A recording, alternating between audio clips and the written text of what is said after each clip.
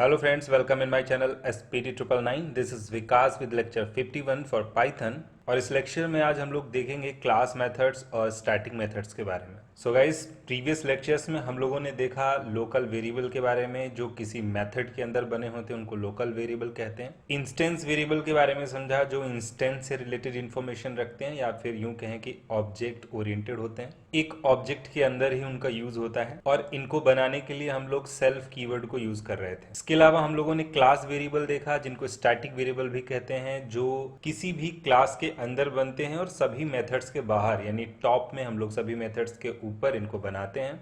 और ये सभी ऑब्जेक्ट्स के लिए या सभी इंस्टेंसेस के लिए ये बराबर होते हैं, कॉमन एक्सेस होते हैं। और ये सभी इंस्टेंस या ऑब्जेक्ट्स के थ्रू इक्वली एक्सेस होते हैं, सबके लिए कॉमन होते हैं। इसके अलावा हम लोगों ने समझा इंस्टेंस मेथड, किसी भी क्लास के अंदर सारे मेथड्स जो ऑब्जेक्ट ओरिएंटेड होते हैं यानी ऑब्जेक्ट रिलेटेड इंफॉर्मेशन रखते हैं।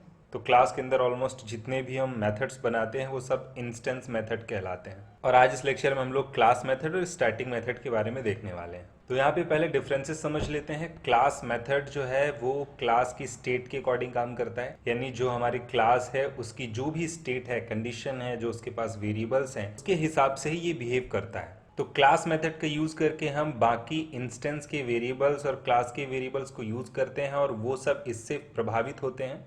किसी भी क्लास के मेथड को बनाने के लिए @क्लास मेथड ये डेकोरेटर लगाते हैं और उसमें CLS एक आर्गुमेंट पास करते हैं। जैसे इंस्टेंस मेथड के अंदर हमें सेल्फ पास करना होता है एक एक्स्ट्रा आर्गुमेंट, वैसे ही क्लास मेथड में हमें CLS पास करना होता है एक एक्स्ट्रा मेथड के रूप में, जो ये बताता है कि ये मेथड पूरी क्लास का है। तो इस मेथड को सभी ऑब्जेक्ट इक्वली एक्सेस कर सकते हैं। स्टैटिक मेथड क्लास मेथड की तरह ही होता है, जैसे हम इसको एक्सेस करते हैं, चेंजेस करते हैं, वैसे हम स्टैटिक मेथड को भी कर सकते हैं। कुछ चीजें हैं जो स्टैटिक मेथड को स्पेशल बनाती हैं, क्लास मेथड से अलग बनाती हैं, अदरवाइज बाकी सारा बिहेवियर और यूज स्टैटिक मेथड और क्लास मेथड का एक ही है। स्टैटिक मेथड को आप एक यूटिलिटी की तरह समझ सकते हैं किसी क्लास के अंदर, जो क्लास से रिलेटेड इंफॉर्मेशन नहीं रखता है, यानी उसका इंस्टेंस यानी ऑब्जेक्ट के अदर वेरिएबल्स या मेथड से कोई लेना देना नहीं होता है। वो एक एक्स्ट्रा फैसिलिटी के रूप में क्लास के अंदर रखा होता है और जब उसकी हमें रिक्वायरमेंट होती है तो हम उसको एक्सेस कर लेते हैं। तो बाकी के जो मेथड्स और वेरिएबल्स हैं वो इस मेथड को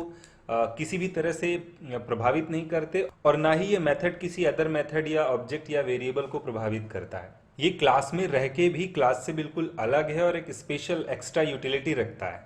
जैसे मान लीजिए किसी स्पेसिफिक पर्पस के लिए हमने कोई मेथड बनाया, तो वो क्लास से रिलेटेड नहीं है, फिर भी स्पेशली कोई काम करता है। किसी पर्पस को सॉल्व करने के लिए कभी कभी हमें जरूरत पड़ती है, तो हमने एक एक्स्ट्रा बना रखा है मेथड कि अगर हमें स्पेशल कोई पर्पस आएगा तो हम स्टैटिक मेथड को यूज कर लेंगे। बाकी जो क्लास है उसके बिहेवियर से ये बिल्कुल अलग होगा। इसमें कोई स्पेसिफिक आर्गुमेंट पास नहीं करते और इसको बनाने के लिए हम यहाँ पे स्टैटिक मेथड यूज करते हैं। सॉरी, यहाँ पे क्लास गलती से लिखा हुआ है, तो यहाँ पे @स्टैटिक मेथड ये डेकोरेटर यूज करते हैं किसी भी स्टैटिक मेथड को बनाने के लिए। तो गाइज ये थियरी थी इन दोनों की, आइए इनको प्रैक्टिकली समझ के देखते हैं। तो यहाँ पे हम लोग एक क्लास बनाते हैं VSP नाम की। इसके अंदर सबसे पहले हम एक नॉर्मल मेथड बना लेते हैं def a नाम से। क्योंकि ये नॉर्मल मेथड है क्लास के अंदर तो ये इंस्टेंस मेथड कहलाएगा और इंस्टेंस मेथड के लिए सेल्फ लिखना जरूरी है। बहुत ही सिंपल से यहाँ पे मेथड्स हम बना रहे हैं, बहुत ज़्यादा कुछ डेफिनेशन में नहीं लिख रहे हैं। इसके अलावा एक और बनाते हैं def b। अब इसमें हम एक कोई मैटर लिख देते हैं, जैसे कि हमने लिख दिया hello this is class method.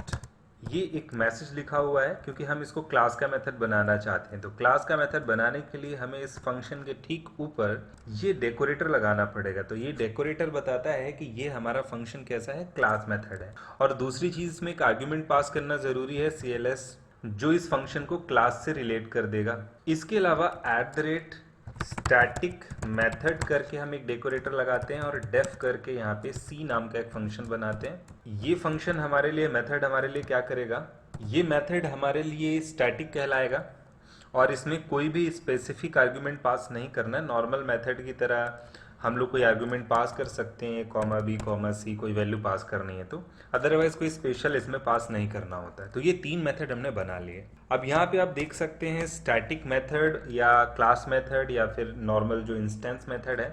तो इंस्टेंस मेथड को कॉल करने के लिए हमें इसका ऑब्जेक्ट बनाना पड़ता है, क्योंकि इंस्टेंस यानी ऑब्जेक्ट का मेथड है तो बिना ऑब्जेक्ट के कॉल नहीं होगा। लेकिन जो स्टैटिक मेथड है और जो क्लास मेथड है उसको आप डायरेक्टली कॉल कर सकते हैं क्लास के नाम से।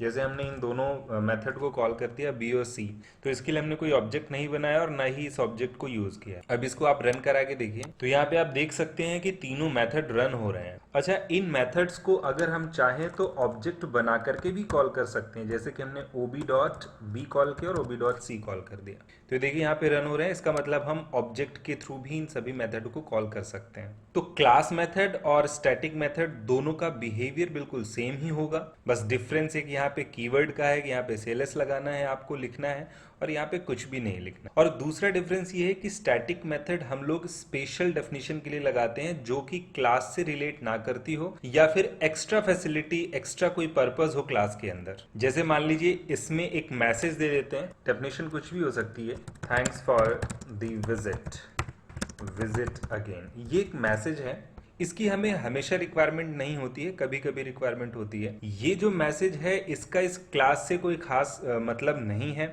इस क्लास के अंदर जो मेथड्स हैं, जो वेरिएबल्स होंगे, उनसे इसका कोई रिलेशन नहीं है। ये बिल्कुल अलग मेथड बनाया जाता है जिसका पर्पस कुछ एक्स्ट्रा फीचर्स दिखाने के लिए होता है। तो अब ये मैसेज हमें जब भी जरूरत पड़ेगी इसको दिखाने के लिए, तो हम इसको कॉल कर देंगे, तो ये अपना ये मैसेज प्रिंट कर देगा। कोई ऐसा पर्पस या फंक्शनैलिटी इस मेथड के अंदर हो जिसका बाकी के मेथड और इस क्लास से कोई खास मतलब ना हो, तब हम उस डेफिनेशन को स्टैटिक मेथड के अंदर लिख लेते हैं।